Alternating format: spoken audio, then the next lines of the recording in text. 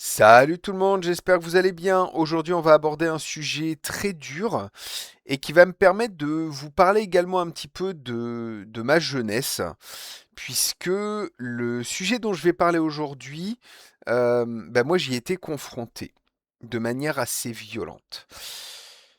Vous le savez, j'aime parler de notre société et surtout de l'effondrement de notre société.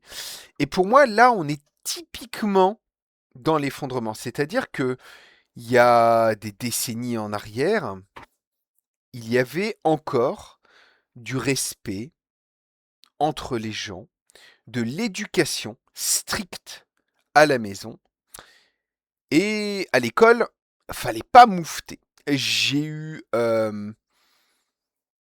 des discussions régulièrement avec ma grand-mère qui est décédée à l'âge de 93 ans. J'ai mon autre grand-mère qui est toujours là, qui a 95 ans. Et elle me raconte un peu de temps en temps comment c'était à l'époque. Et là, en l'occurrence, eh bien, fallait que ça file droit. Et quand il y avait un problème, eh bien, une solution était apportée. Je dis pas que c'était parfait, je fais pas un biais d'appel à l'ancienneté. Mais malgré tout, il y a des choses aujourd'hui qui se sont perdues, à savoir le respect entre les gens, et notamment auprès de la jeunesse, une jeunesse que je considère aujourd'hui désœuvrée. Et vous allez le voir, là, ce qui s'est passé est glaçant, donc restez bien jusqu'au bout, parce que là, on va parler du cas de Camélia, et je vais vous expliquer comment moi, je l'ai vécu, personnellement, et comment également je m'en suis sorti. C'est un article qui va être assez émouvant, parce que, eh bien, vous voyez, 17 ans, ma fille a bientôt 15 ans, et c'est le genre de problématique où j'accorde beaucoup d'importance, où je fais très attention. Bref, donc c'était en Seine-et-Marne. T'es la meilleure maman.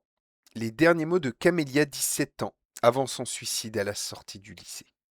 17 ans, bordel. L'adolescente s'est jetée sous un train le 13 janvier, après plusieurs semaines de harcèlement scolaire, et à la sortie d'un rendez-vous avec son proviseur. Le Parisien a révélé ses derniers échanges avec sa mère. En tout cas, je t'aime était la meilleure maman du monde. Le 13 janvier à 16h46, Camélia a envoyé ce dernier message à sa mère, accompagné de deux emojis cœur avant de quitter précipitamment le lycée Balzac de Mitry-Mory en Seine-et-Marne, rapporte le Parisien. Une heure plus tard, la jeune fille de 17 ans s'est couchée sur les voies, en gare de Villeparisis à quelques kilomètres de là, avant l'arrivée d'un train, et a été déclarée morte à 17h57. Je vous l'avais dit, c'est dur. Bref. Selon la famille, Camilla était victime de harcèlement scolaire depuis le mois de décembre. Sa mère avait écrit au proviseur. La veille du drame, il avait convoqué Camélia et ses harceleurs présumés, dont deux filles de sa classe. Il était en colère, a alors écrit la jeune fille à sa mère. Le lendemain, celle-ci a pourtant tenu à rassurer sa fille. Ne fais plus attention à eux, c'est bon, le proviseur s'en occupe, lui a-t-elle écrit par message. Ce 13 janvier vers 16 heures, la jeune fille est de nouveau convoquée dans le bureau du proviseur, seule. Ils ont dit que c'est moi la fautive et que j'aurai une sanction disciplinaire. Il a dit que je me victimise, écrit-elle alors à sa mère, toujours selon le Parisien, jusqu'à son dernier message. En tout cas, je t'aime était la meilleure maman du monde. Vendredi, 3 jours après le suicide, le ministre de l'Éducation nationale, Édouard Geffray, en déplacement à Givors dans le Rhône, a évoqué un drame humain atroce. Alors, non, c'est pas un drame humain. Je suis désolé de vous le dire, monsieur le ministre, c'est un système qui va mal. Ce n'est pas un drame humain, parce qu'un drame humain, c'est dire que c'est un cas isolé.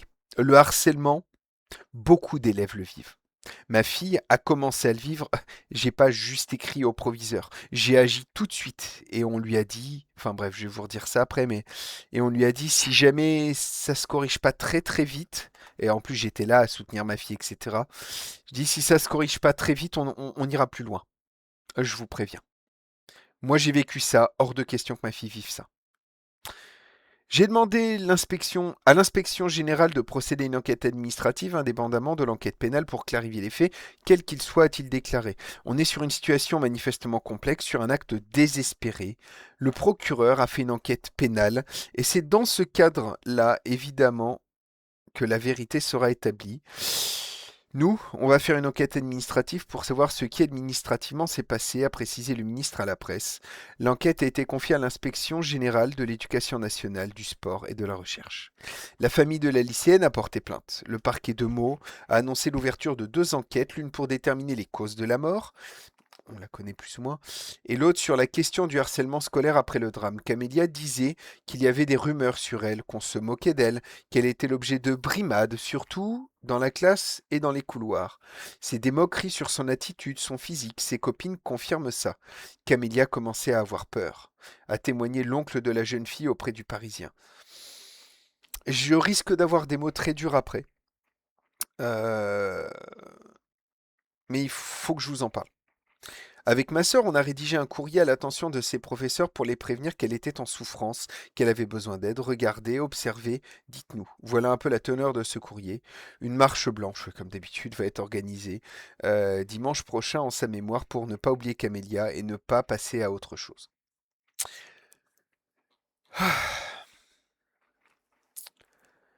Vous savez, alors déjà, premièrement, si jamais vous passez par là, je tiens à adresser mes sincères condoléances aux parents qui visiblement ont agi. Sauf que ce qui s'est passé après, moi je le sais parce que je l'ai vécu. Je n'ai pas été jusque-là, fort heureusement, mais je comprends ce qu'elle a vécu et je comprends la souffrance de la famille. Je vais vous raconter un petit peu mon cas personnel.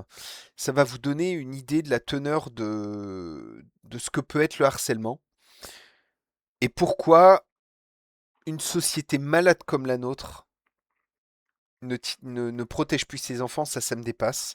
Pourtant, les choses, je le croyais, avaient évolué de ce côté-là. Il y a eu des bonnes choses quand même qui ont été faites depuis, moi, c'était, je vous parle de ça, c'était de 95 à 99. Donc on est fin des années 90. Depuis, il y a eu quand même beaucoup de cas de harcèlement et il y a une vigilance qui s'est créée.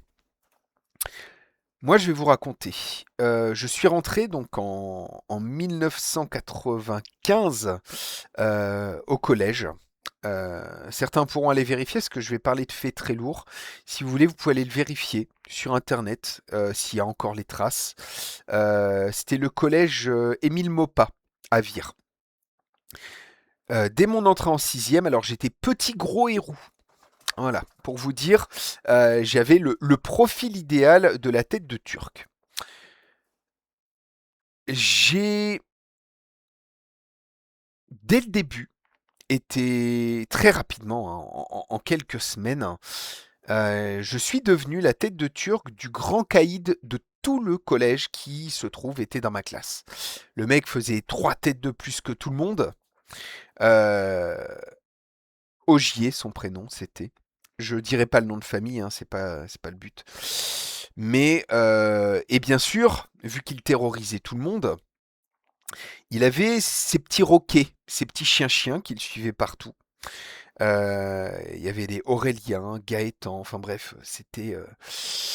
ça reste gravé dans la tête. Et j'ai été harcelé non seulement par ce grand dadé, mais aussi par ses sbires, puisque le meilleur moyen qu'on a peur de quelqu'un, c'est de repérer sa tête de Turc et de lui en faire voir de toutes les couleurs encore pire que ce que me faisait l'autre pour éviter les représailles.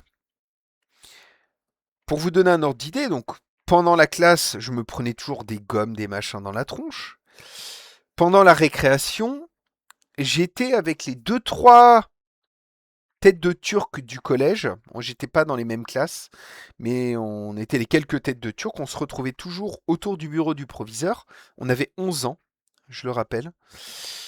Et parce qu'il y avait une grande baie vitrée, c'était le seul endroit, en fait, c'était notre safe space, comme on dit aujourd'hui.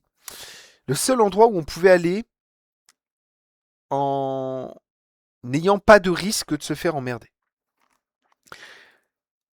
Mes parents ont écrit au proviseur dès la fin de la première année, et encore au début j'en parlais pas trop, peur des représailles, et moi à l'époque il n'y avait pas les réseaux sociaux, donc les problèmes ne me suivaient pas à la maison. J'ai donc parlé de ça à mes parents, qui ont demandé à ce que ce garçon, ou moi-même, changions de classe pour l'année d'après, histoire de que ça s'arrête au moins pendant les cours. Donc c'était en sixième, je l'ai eu à nouveau en cinquième, je l'ai eu à nouveau en quatrième, je l'ai eu à nouveau en troisième. Je l'ai eu pendant 4 ans. C'est une petite ville, je ne pouvais pas changer de collège comme ça. L'autre collège, c'était un collège privé. Et mes parents n'avaient pas les moyens de m'envoyer dans le privé. Pendant 4 ans, j'ai subi un harcèlement verbal et physique. Physique, par exemple, lorsque je devais prendre le bus, entre le collège et la gare routière, il y avait environ 1 kilomètre, à peine. Donc je devais y aller à pied, qui était pour moi le pire moment de la journée. J'étais terrorisé.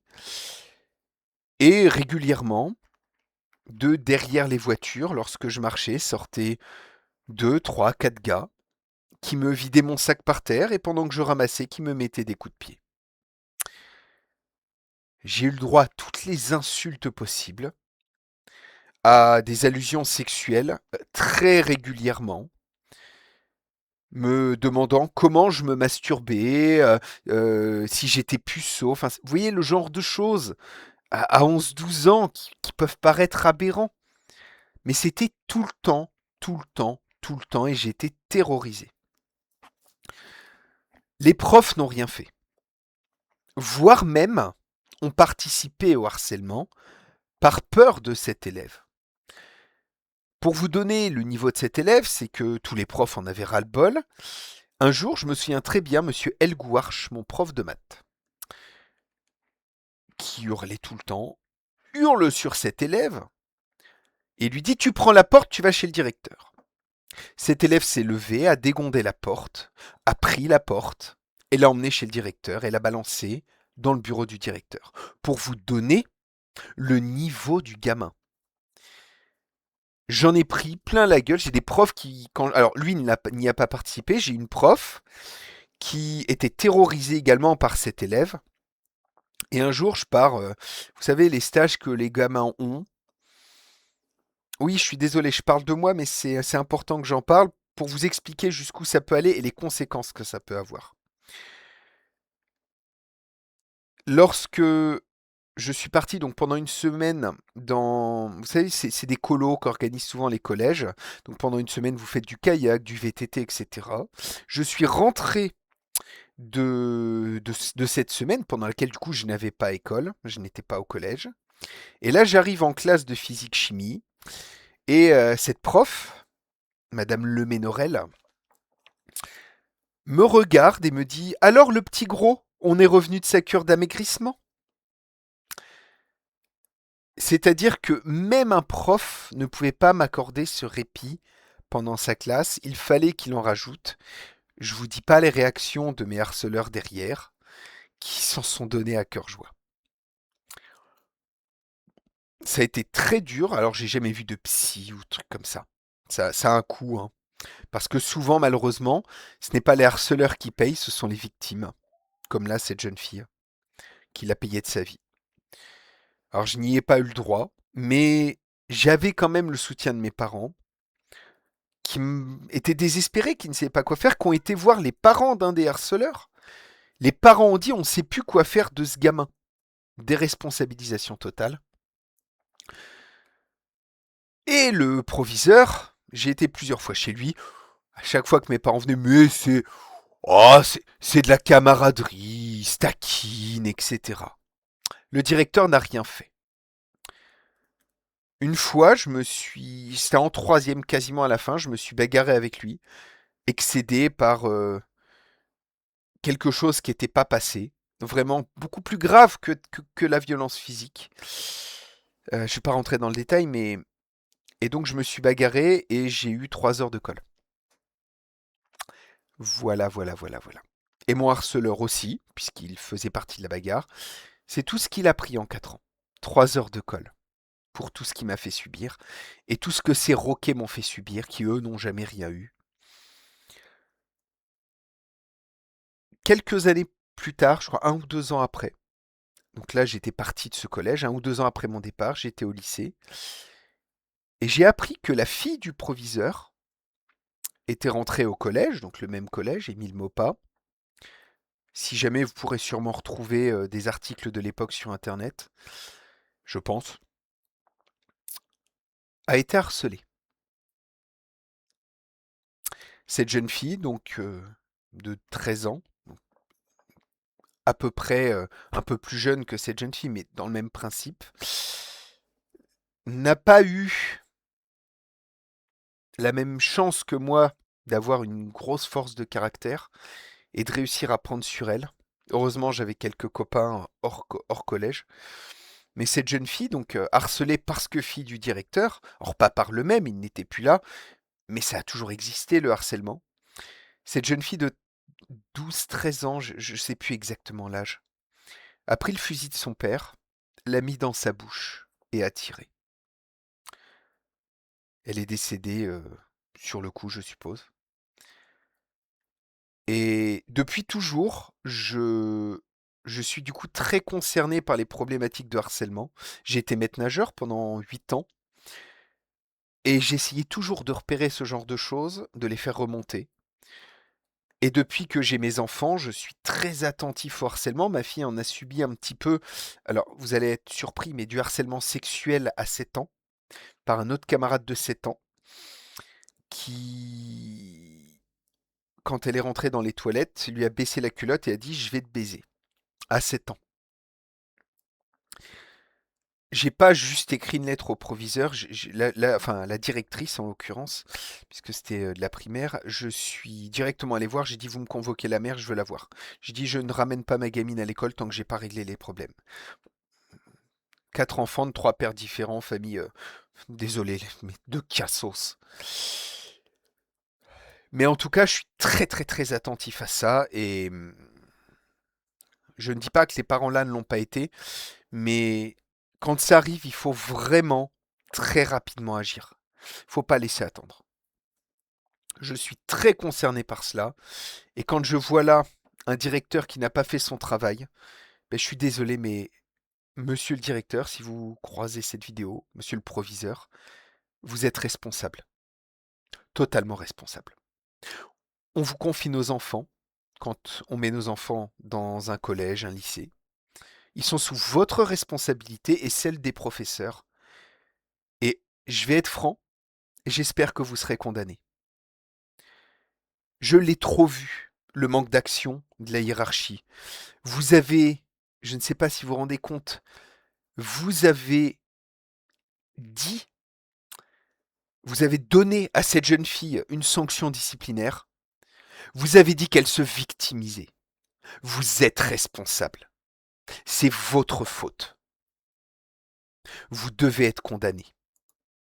Ce n'est pas de l'homicide volontaire, mais c'est de la négligence ayant entraîné la mort. C'est tout aussi grave. J'espère en tout cas que les professeurs seront également inquiétés, que ça ne sera pas passé sous silence. Je souhaite pour vous, les parents de Camélia, la famille de Camélia, mais aussi pour tous ceux dont les enfants sont harcelés, que la justice fasse son travail et que les professeurs, les surveillants et les proviseurs aient peur. Qu'ils aient peur des sanctions, qu'ils aient peur de ce qui pourrait leur arriver s'ils ne font pas leur travail. Que ça arrive hors du collège, comme moi des fois ça arrivait, c'est pas votre faute. Mais ce qui se passe dans le collège, et quand un enfant vous avertit, alors vous êtes responsable à 100%. Je l'ai vécu. Je sais ce que c'est. Moi, j'ai de la chance. Ça m'a rendu plus fort et aujourd'hui, je suis quelqu'un qui a beaucoup de caractère. Je ne me laisse jamais marcher sur les pieds. Le dernier qui a essayé de me marcher sur les pieds, j'ai été 4 ans et demi en procès avec lui et j'ai gagné. Je ne me laisse plus faire. Personne ne me fera plier et personne n'emmerdera mes enfants, ma famille ou mes proches. Personne. Et aujourd'hui, j'ai cette force en moi grâce à cela. Mais cette jeune fille n'aura pas eu le soutien nécessaire derrière pour pouvoir passer outre, réussir à s'en sortir. Et je suis sûr que cette jeune fille regardait bien son visage, cette pauvre gamine. Eh bien, j'espère que d'autres enfants, comme elle, s'en sortiront et que ça les rendra forts. Mais en tout cas, elle n'aura pas cette chance, cette pauvre gamine. C'est un sujet qui m'affecte beaucoup. Oui, regardez, je veux que tout le monde la regarde. C'est une gamine de 17 ans. 17 ans. Elle n'a pas vécu. Bref, c'est un sujet d'actu, mais c'est pas seulement pour de l'actualité, c'est pas un fait isolé. C'est très important que tout le monde soit conscient de ça, que tout le monde lutte contre ça, et que si vous, en tant que parent, même si c'est pas vos enfants, si vous repérez des signes de harcèlement, que vous soyez tout de suite alerte. La vie de vos enfants pourrait en dépendre. Sur ce, portez-vous bien, prenez soin de vous, prenez soin de vos enfants et des enfants des autres. Et à très bientôt sur Crépuscule TV. Salut tout le monde.